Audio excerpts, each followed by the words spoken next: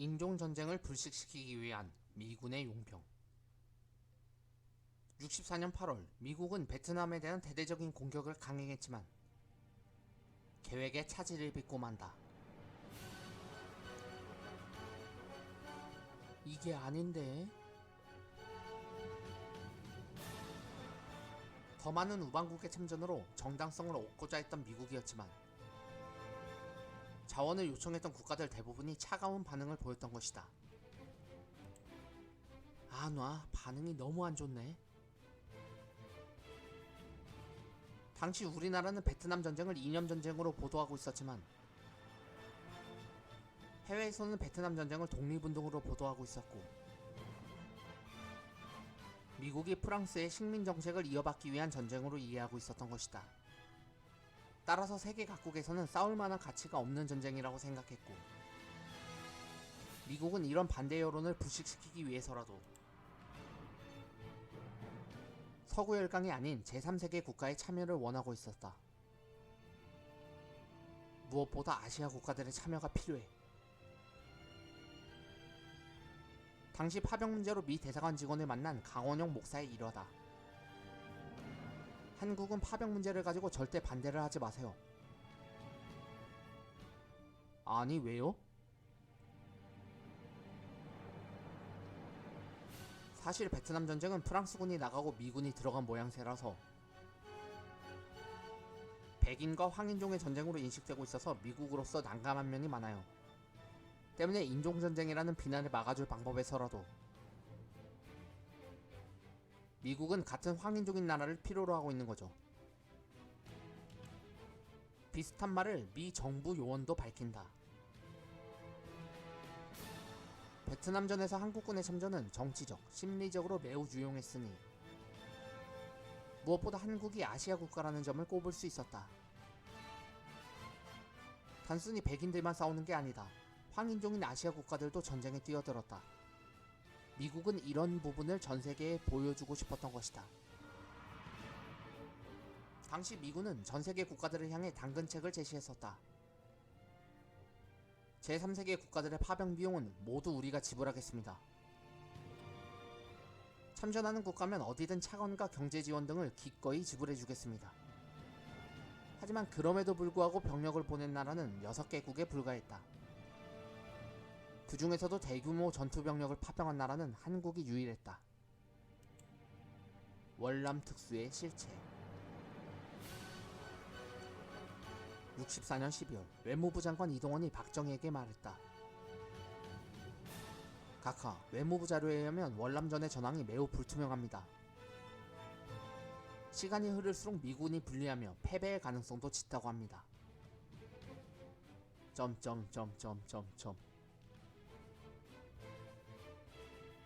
그리고 65년 9월 첫 전투병 환송식이 있기 전날 초대 주월 사령관으로 임명된 최명신은 박정희에게 이렇게 말했다. 각하, 베트남 전쟁은 죽으러 가는 길입니다. 미국이 이길 수 없는 전쟁이라는 분석이 나오고 있습니다.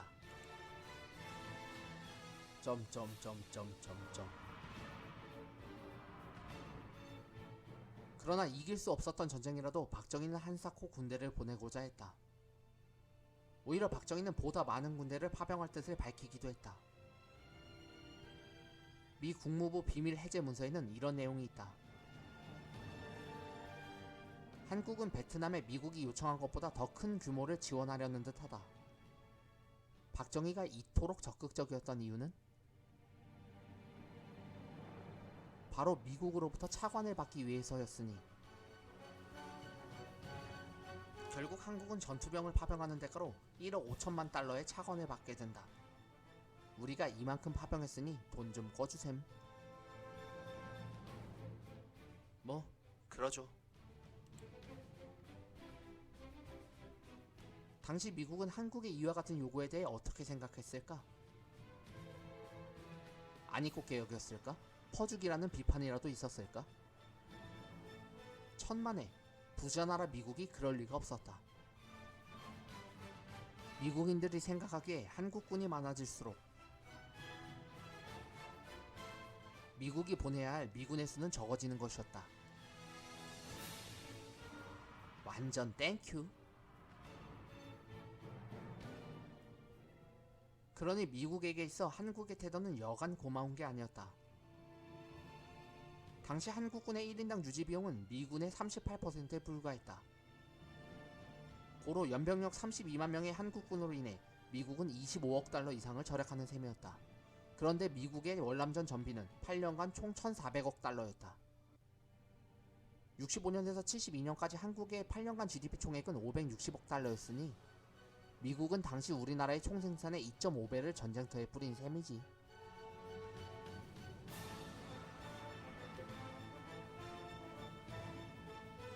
하지만 우리가 가져갔다는 돈은 불리고 불려서 10억 달러밖에 되지 않았다.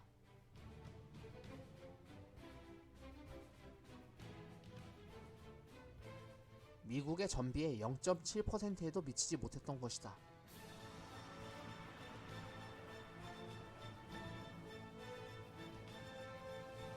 즉 미군 병력의 10%, 미군 전투 병력의 절반 가까이를 보내서 겨우 0.7%를 가져온 것이었다.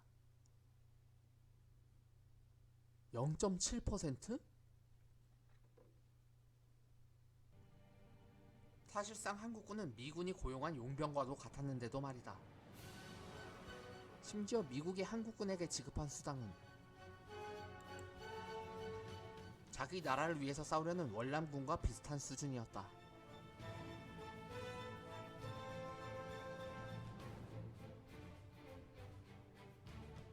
당시 월남이 한국보다 훨씬 더 가난한 나라였는데도 말이다. 장교들 역시 다른 아시아 국가들의 수당과 비교하면 불과 40%밖에 되지 않았다.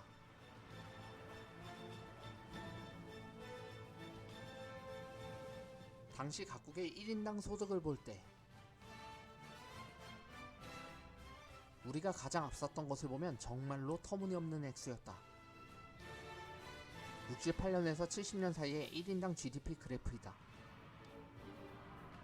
한마디로 정부에게 있어 병사들의 수당은 중요한 문제가 아니었음을 시사해주는 것이다. 정부는 병사들 개인 수당을 포기하는 대신 차관 지원, 군수 지원에 주력했던 것이다. 그렇다면 우리나라는 베트남 특수로 막대한 이익을 챙겼을까?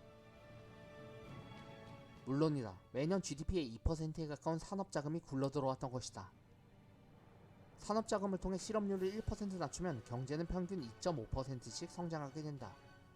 하지만 그 이득의 수준을 다른 나라와 비교해보면 의문점이 생긴다.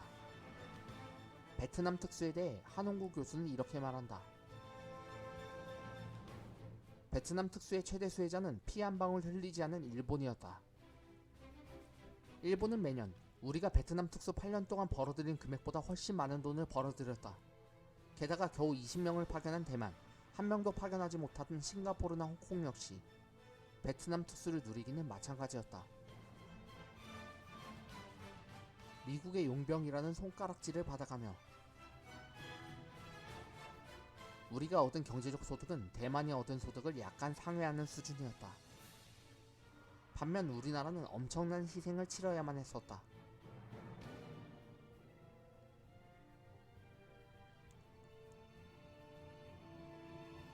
사망자 5,066명, 부상자 11,232명, 고엽제 피해자 79,948명. 여기에 악몽과 불안감으로 인해 여러 합병증에 시달린다는 외상후 스트레스 장애 환자의 수를 포함하면 그 피해는 더욱 심각해진다. 월남전 참전 미군의 경우 3명 중 1명꼴로 외상후 스트레스 장애에 시달렸대. 그걸 감안하면 우리나라에서도 적어도 10만 명 이상이 외상후 스트레스 장애에 시달렸겠지. 그렇다면 보자. 목숨 바쳐 싸운 병사들의 수당은 줄이면서 정부는 차관을 들여왔지만 그 차관의 혜택은 과연 누구에게로 돌아갔던가? 차관은 대부분 재벌들의 특혜 대출로 이어졌고 정치가들은 재벌들에게 사업비의 10%를 관행적으로 정치 자금으로 착복하던 게 월남전 기간 중에 일어났던 우리의 지난 역사였다. 공교롭게도 이 기간 중에 정권은 삼선 개헌과 유신에 성공하게 된다.